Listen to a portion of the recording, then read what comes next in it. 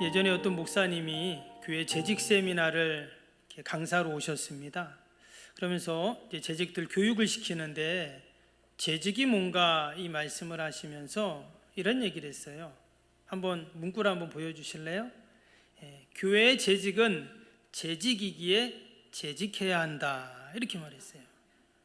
교회 재직은 재직이기에 재직해야 한다. 이게 보면 다 한문이 다르죠. 좀 정확히는 안 보이는데 한문이 다 다릅니다. 그래서 국어사전에 보면 이 재직이라는 단어가 세 가지 의미가 있어요. 그래서 첫 번째 이 재직은 우리가 말하는 재직, 직분을 말을 합니다. 그래서 교회의 직분, 재직은 재직이기에 그랬어요. 이 재직은 뭐냐면 옛날에 임금이 신하에게 벼슬을 내릴 때 또는 어떤 직을 줄 때 재직한다, 이렇게 말을 했거든요. 근데 마지막 재직은 뭐냐면 그 실 있죠, 실로 이렇게 천을 만들거나 옷감을 짤 때 재직한다, 그렇게 말합니다. 그래서 이 뜻이 뭐냐면 이 교회 직분자들은 마치 임금이 신하에게 그 직을 준 것처럼 하나님께서 우리에게 직분을 주시는데 그 직분을 갖고 어떻게 해야 되냐? 마치 실로 천을 짜고 옷감을 만드는 것처럼 주님의 교회를 그렇게 만들어가고 세워가는 일을 하는 것이 재직이 하는 일이다, 이렇게 말을 했어요. 일리가 있고 또 합당한 그런 말씀입니다. 바라기는 우리 석병교회 모든 재직들은 재직은 재직이기에 재직하는 저와 여러분 되기를 축복합니다.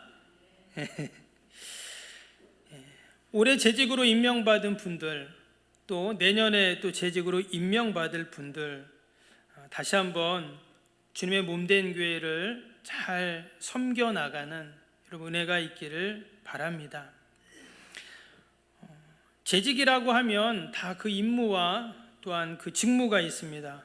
저는 목사니까 목사의 일이 있겠죠. 또 우리 장로님들, 권사님들, 집사님들 다 자기에게 맡겨진 그러한 일들이 있습니다. 그런데 모든 재직들에게 공통적으로 맡겨진 임무가 있어요. 그게 오늘 함께 읽었던 4장 5절에 보면 나오는데요. 5절 다시 보시면, 그러나 너는 모든 일에 신중하여 고난을 받으며 전도자의 일을 하며 내 직무를 다하라. 바울이 디모데에게 마지막 편지를 보내면서 이제 당부한 이야기죠. 여기 보니까 전도자의 일을 해라, 이런 말이 나왔어요. 또 위에 2절도 볼까요? 2절에도 보면 뭐라고 합니까? 너는 말씀을 전파하라. 때를 얻든지 못 얻든지 항상 힘쓰라 그랬습니다. 오늘 낮 예배 때 우리가 마가복음 16장 말씀 같이 보았죠. 온 천하에 다니면서 만민에게 복음을 전파하라. 그러니까 지금 바울이 디모데에게 너는 말씀을 전파하라, 때를 얻든지 못 얻든지 항상 힘쓰라, 이 말을 하기 전에 이미 예수님께서 하신 그러한 말씀입니다. 여러분, 제자들뿐만 아니라 또 바울이 디모데에게만 한 이야기가 아니라 하나님께서 저와 여러분들에게도 주신 말씀이고 여러분 사명인 줄로 믿습니다. 아멘. 우리가 교회 봉사를 하고 또 여러 가지 또 일들을 할 수가 있어요. 그런데 이상하게 전도를 하자 그러면 사람들이 부담을 갖습니다. 우리 전도합시다. 오늘 전도 언제 하니까 어디로 나오십시오. 사람들이 안 와요. 그리고 실제로 내가 이렇게 전도를 하려고 하면 이상하게 부담이 되고 잘 안 되는 그런 것들을 보게 됩니다. 우리가 계속 찬양 예배를 통해서 전도파 훈련을 우리가 받았는데요. 왜 우리가 전도할 때 잘 안 되고 또 부담이 되고 그럴까요? 무장이 되어 있지 않기 때문이라 그랬잖아요. 내가 언제 어디서나 누구를 만나도 복음을 전할 수 있는 준비가 되어 있으면 절대 두려워하거나 염려하거나 부담 갖지 않습니다. 근데 내가 무장이 되어 있지 않으니 무슨 말을 해야 할지 어떻게 할지 모르는 거예요. 여러분, 이것을 잘하는 분이 있습니다. 누군지 아세요? 보험 설계사들이에요. 예전에는 요즘은 좀 달라졌는데 요즘에는 내가 보험이 필요해서 보험 설계자를 찾아가거나 또는 요즘은 그냥 인터넷으로 다이렉트로 보험도 들고 그러잖아요. 근데 예전에는 어땠습니까? 이 보험 아줌마들이 와가지고 진짜 막 끈질기게 설득을 해가지고 이제 보험을 들고 그러잖아요. 한 번은 교회 권사님이 보험 설계 사무실을 하시는데 제 신방을 한번 갔습니다. 깜짝 놀랐어요. 그런데 처음 가서 딱 갔는데 그 보험 설계 사무실 안에요, 막 현수막이 붙어 있는데 그 문구들이, 저 깜짝 놀랐어요. 진짜 어마어마한 문구들이 붙어 있더라고요. 마치 무슨, 야, 이거 좀 이상한 뭐 집단 아닌가라는 생각이 들 정도로 말 그대로 교육을 시키고 세뇌를 시키는 거예요. 보험 그 한 건을 하기 위해서 그 보험사들을 그렇게 훈련을 시키고 교육을 해서 이제 보내는 거예요. 그럼 우리 성도들은 천국 보험을 알려주는 자들인 줄로 믿습니다. 아멘. 우리는 천국 보험에 대해서 말하는 자들이잖아요. 그런데 우리가 준비되어 있지 않고 훈련받지 않는다면 우리는 이야기할 수가 없는 것이죠. 그래서 우리가 이 전도폭파 훈련을 통해서 오늘 재직 수련회인데, 재직 세미나인데 뭐 어떤 말씀을 준비할까 하다가 뭐 강사님을 모실까 이렇게 또 하다가 생각을 하다가 우리 재직들에게 전도에 대한 좀 이야기를 다시 한번 하면 좋겠다 이런 마음이 들고, 내년도 재직 헌신 예배 때는 강사님을 모셔서 그렇게 또 말씀을 듣도록 하겠습니다. 여러분, 다시 한번 우리 재직들이 그 전도의 동력이 일어나고 또 영혼구원에 대한 열정이 새로워지는 은혜가 있기를 축복합니다. 아멘. 전도에 대한 얘기는 우리가 천국 가는 그날까지 계속 할 겁니다, 여러분. 우리가 지난번에 전도폭파 훈련하면서 전도 대상자가 있으면 그분에게 내가 무조건 예수천당 불신주 이렇게 얘기하면 안 된다 했죠. 그럼 어떻게 해요? 마음을 딱 닫아버린다 했잖아요. 그래서 어떻게 하라고 그랬을까? 처음에 제가 질문 하나 해도 되겠습니까? 이렇게 먼저 물어보는 겁니다. 우리 또 연습해 봅니다. 옆에 있는 분에게, 부부면 더 좋아요. 옆에 있는 분에게 제가 질문 하나 드려도 되겠습니까? 해보세요.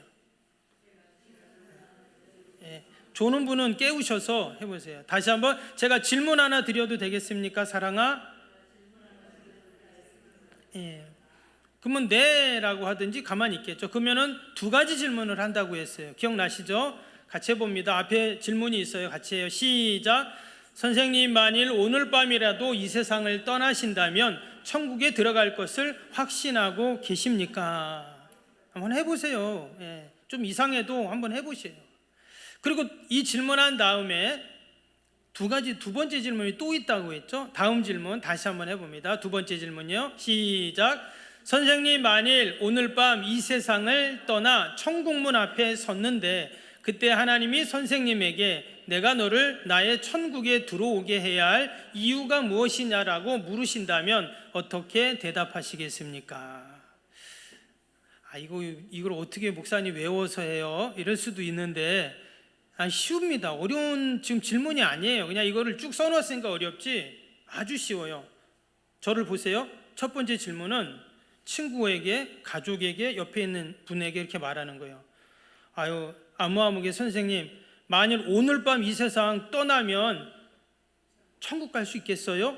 이렇게 물으라는 거예요. 그냥 쉽게 말하시면 돼요. 오늘 밤 이 세상 떠나면 천국 갈 수 있겠어요?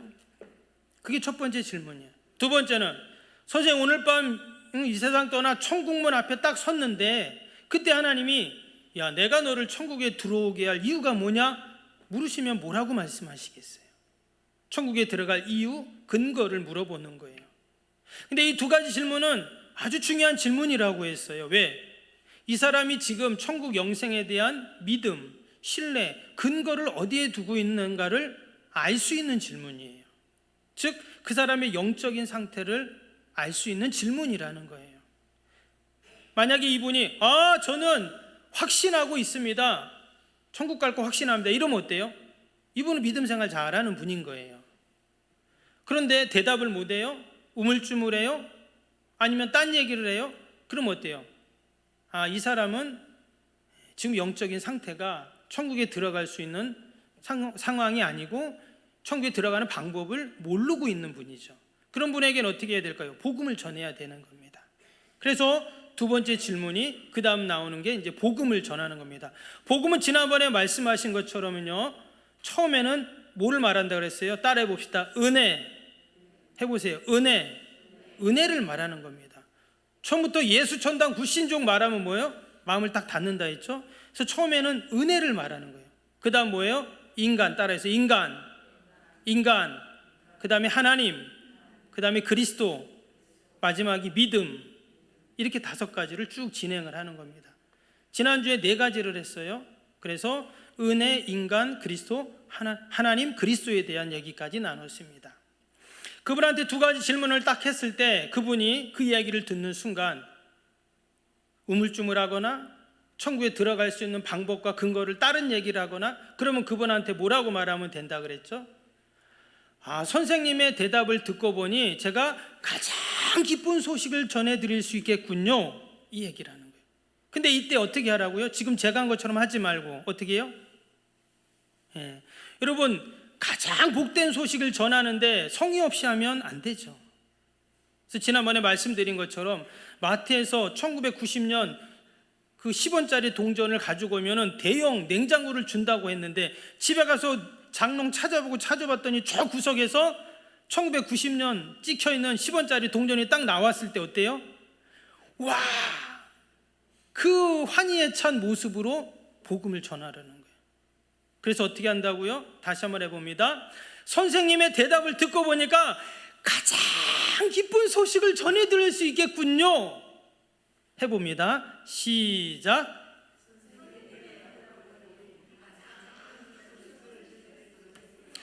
목사님이 설교는 안 하고 앞에서 뭐 하는 거야 지금?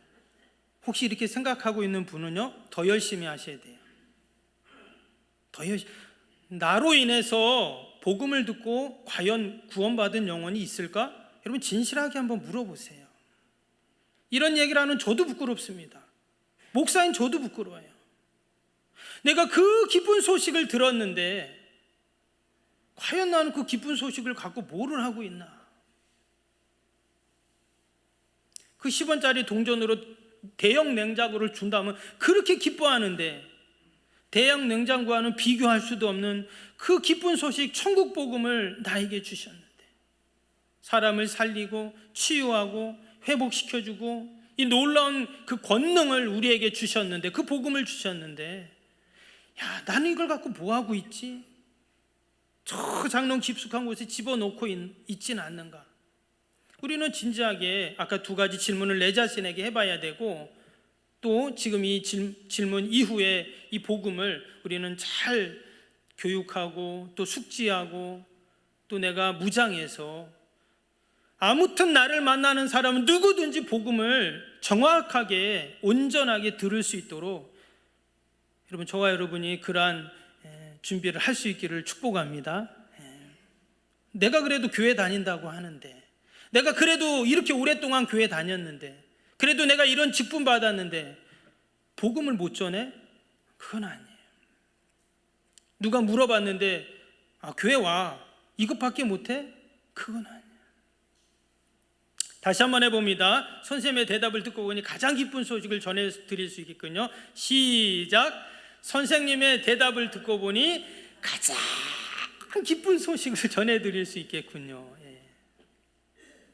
그 기쁜 소식이 무엇입니까? 말씀드린 것처럼 첫 번째는 은혜라고 했습니다.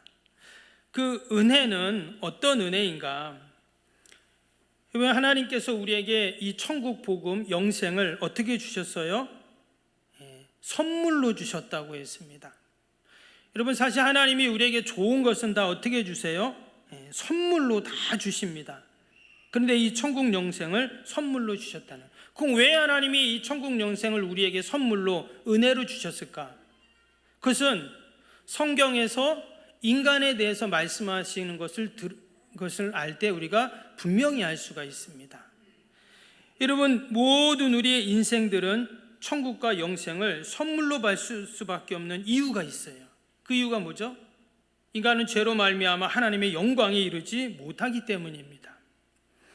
사람들은 죄에 대해서 잘 몰라요. 그러니까 죄의 결과 또 죄의 형벌도 잘 모릅니다. 성경에는 죄에 대해서 뭐라고 정의하냐면 강도, 살인 또처럼 내가 하지 말아야 할 것을 한 것만 죄가 아니라 부모를 공경하고 이웃을 사랑해야 하는 것처럼 해야 하는데 하지 않은 것도 죄라 했어요. 또 행동으로 하는 것뿐만 아니라 생각으로 짓는 죄도 있어요. 교만, 시기, 질투, 미움, 다 내 생각이잖아요. 그런데도 그것도 죄라는 거예요.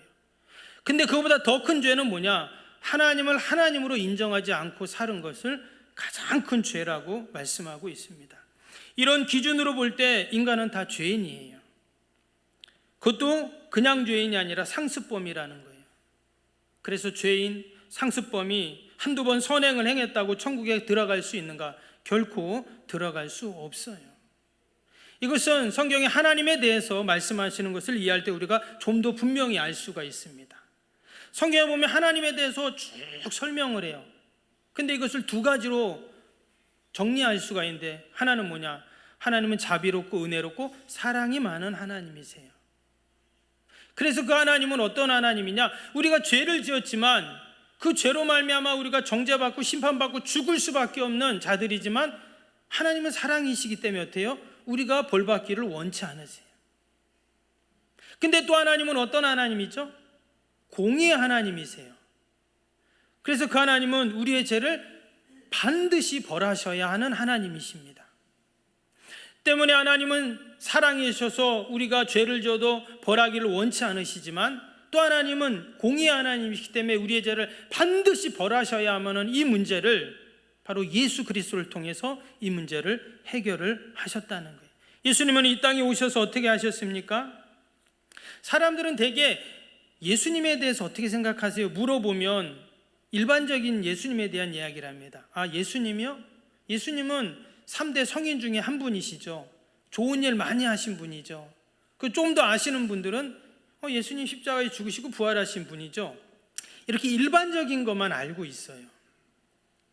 그러나 우리가 예수님에 대해서 꼭 알아야 할 것이 뭘까요? 예수님은 완전한 삶을 사신 분이십니다.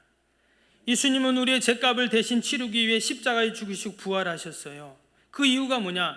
바로 우리에게 천국 영생을 선물로 주시기 위해서입니다. 여러분, 이것이 성경 전체의 핵심이고 요약이에요. 예수님이 우리를 위해 십자가에서 죄값을 다 치르시고 운명하실 때 뭐라고 하셨냐면, 우리가 아는 것처럼 다 이루었다, 이 말하고 운명을 하셨거든요. 이 다 이루었다라는 그 헬라 원어를 보면 테텔레스타이라고 되어 있어요. 당시에 이 테텔레스타이, 다 이루었다는 말은 아주 일상적인 말이었습니다. 화가가 그림을 그릴 때 그림을 다 그리고 마지막 붓을 딱 내리면서 테텔레스타이 이랬다는 거예요. 어떤 상인이 물건을 다 받고 물건값을 다 치룬 다음에 테텔레스타이 이랬다는 거예요. 어떤 하인이 주인의 심부름을 받고 신분 다 한 다음에 다시 와서 주인에게 와서 테텔레스타이 이렇게 말했다. 그리고 제사장이 그 이제 희생제물을 가지고 사람들이 오잖아요. 그럼 희생제물을 여기저기 다 살펴봐요. 흠이 있나 없나 본 다음에 테텔레스타이 이랬다는 거예요. 완전하다, 완벽하게 다 됐다, 이런 뜻이에요. 근데 예수님이 십자가에 죽으면서 뭐라고 했다고요? 테텔레스타이 이랬다는 거예요. 즉 우리의 죄값을 하나도 남김없이 예수님께서 다 치르시고 십자가에서 죽으셔서 죄값이 다 완불돼서 이제는 죄가 없어졌다, 이 말이 바로 다 이루었다, 테텔레스타이라는 그런 뜻인 것입니다. 예수님께서 왜 이처럼 십자가에서 죽으시면서 다 이루셨다고 하셨는가? 바로 예수님은 우리에게 천국 영생을 선물로 주시기를 원하시기 때문인 것입니다. 그래서 우리가 천국 영생을 선물로 받는데, 어떻게 하면 우리가 이 천국 영생을 선물로 받을 수 있을까? 그것은 믿음으로 받을 수 있어요. 믿음은 마치 천국 문을 여는 열쇠와 같습니다. 여러분, 제가 여기 이제 열쇠 꾸러미를 가지고 왔어요. 여기 보면 열쇠가 여러 가지가 있습니다. 근데 이 많은 열쇠 중에서 제 목양실을 열 수 있는 것은 딱 하나뿐이에요. 아무리 다른 것으로 해도 안 열립니다. 오직 이 열쇠로만 열 수가 있어요. 근데 다 비슷하게 보이거든요. 그러나 이 열쇠만 목양실이 열려요. 무슨 말이냐면, 여러분, 다 비슷해 보이지만 천국 문을 여는 열쇠도 오직 하나, 믿음의 열쇠밖에 없다라는 거예요.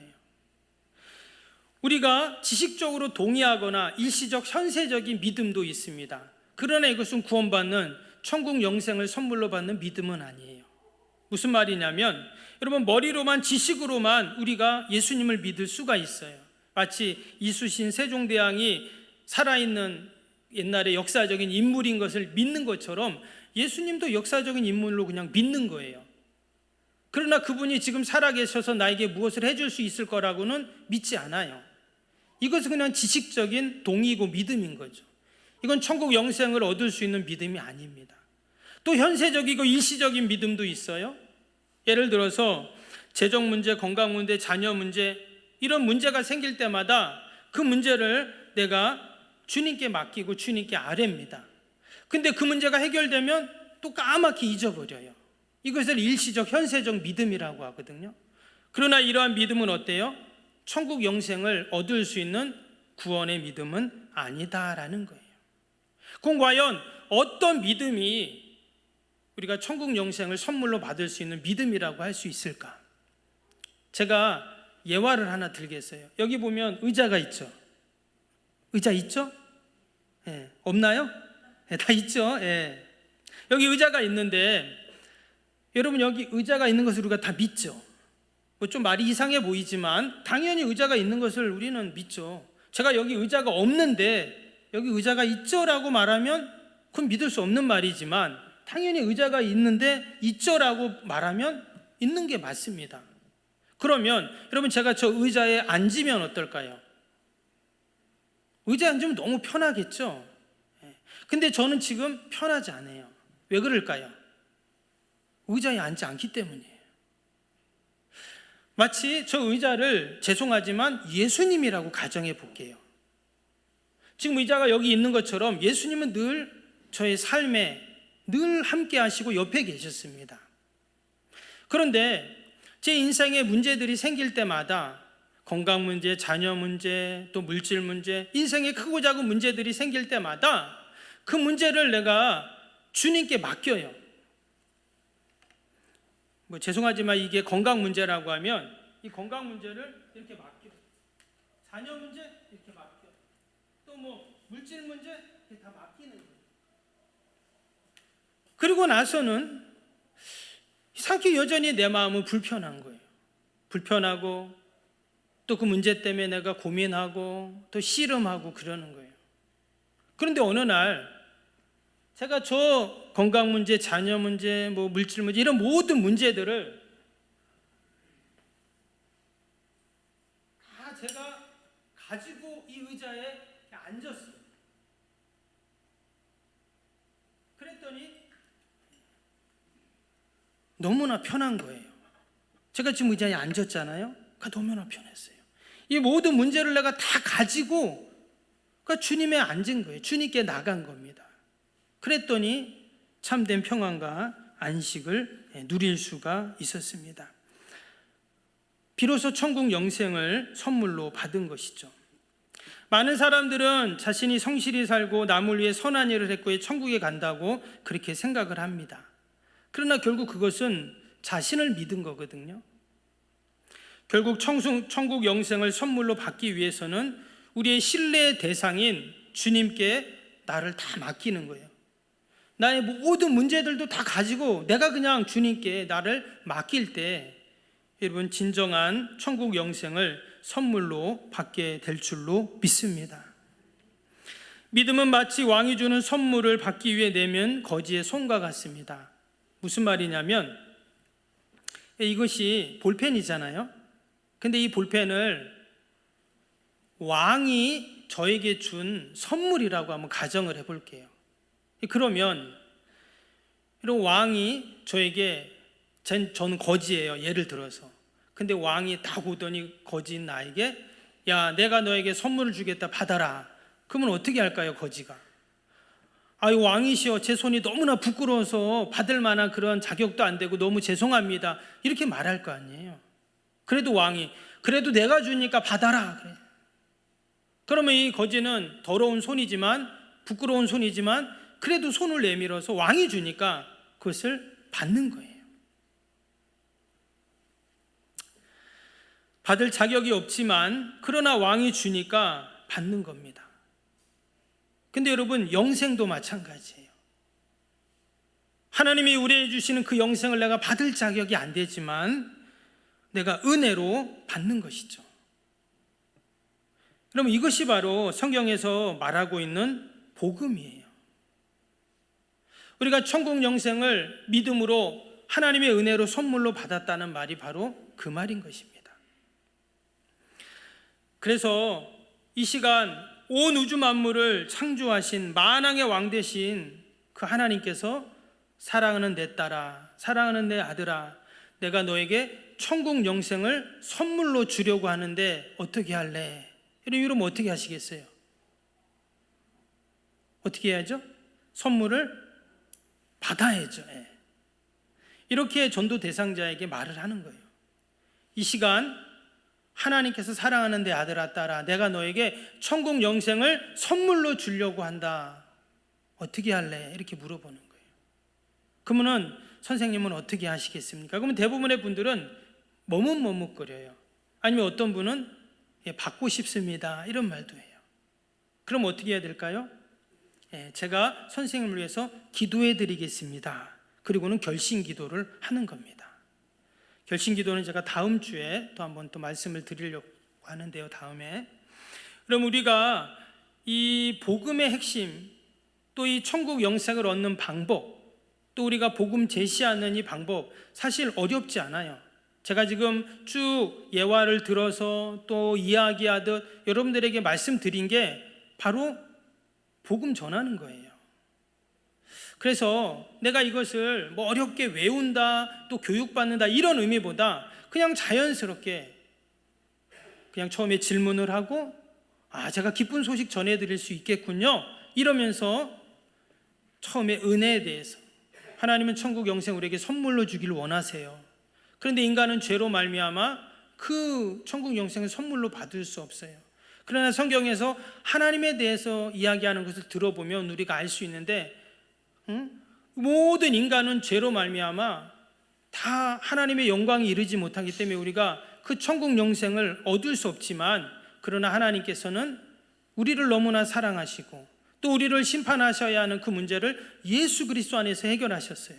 예수님이 이 땅에 오셔서 우리를 위해 십자가의 죽으심으로 이제 우리가 천국 영생을 선물로 받을 수 있는 그러한 믿음의 사람들이 되었다. 여러분, 이게 성경의 핵심이고 복음입니다. 이제 우리가 그 천국 영생을 어떻게 받는다고요? 믿음으로 선물을 받는 겁니다. 그래서 선생님, 그 천국 영생을 선물로 받으시겠습니까? 물어보는 거예요. 그러면 그분이 예, 받겠습니다. 혹시 머뭇거리거나 이 다음에 받겠습니다 이런 분도 있어요. 그럼 어떻게 해야 돼요? 다음은 기약이 없습니다 하면서 지금 이 시간 그 천국 영생 좋은 거니까 받으시면 됩니다 하고는 그분과 함께 영접기도, 결심기도를 하는 거죠. 그리고는 이후에 그분이 계속 교회생활, 신앙생활, 믿음생활 할 수 있도록 같이 옆에서 도와주는 겁니다. 여러분, 우리가 누구를 만나든 또 어디에 있든 어떤 상황이든 이렇게 우리가 천국 복음을 전할 수 있고 이 복음의 핵심을 기억하고 전할 수 있는 여러분, 저와 여러분이 되시기를 바랍니다. 아멘. 그래서 제가 한 가지 숙제를 내드립니다. 이번 한 주 동안 남편도 좋고 아내도 좋고 자녀도 좋고 친구도 좋고 누구도 다 좋아요. 정나는 없다. 그럼 집에 있는 강아지한테 해도 돼요. 실제로 전도파 훈련할 때는요, 내가 정말 이것을 연습하는데 할 사람이 없고 내가 자신이 없다 그러면 거울 보고 하라 그래요. 거울 보고 나한테 하라는 거예요. 그것도 안 되면 집에 있는 강아지한테 하라 그러거든요. 왜? 내가 계속 연습을 해야 되니까. 그래서 여러분들이 이 유튜브에서 다시 한번 말씀을 쭉 들어보시고 그 다음에 그대로 내가 하면 돼요. 제가 지금 여러분들에게 한 것처럼 쭉 설명을 하고 이야기하면 됩니다. 그게 복음을 전하는 거예요. 그래서 한 주간 꼭 한 명 이상 복음 제시를 해보시고 다음 주에 또 만나보기를 바랍니다. 아멘. 기도하겠습니다.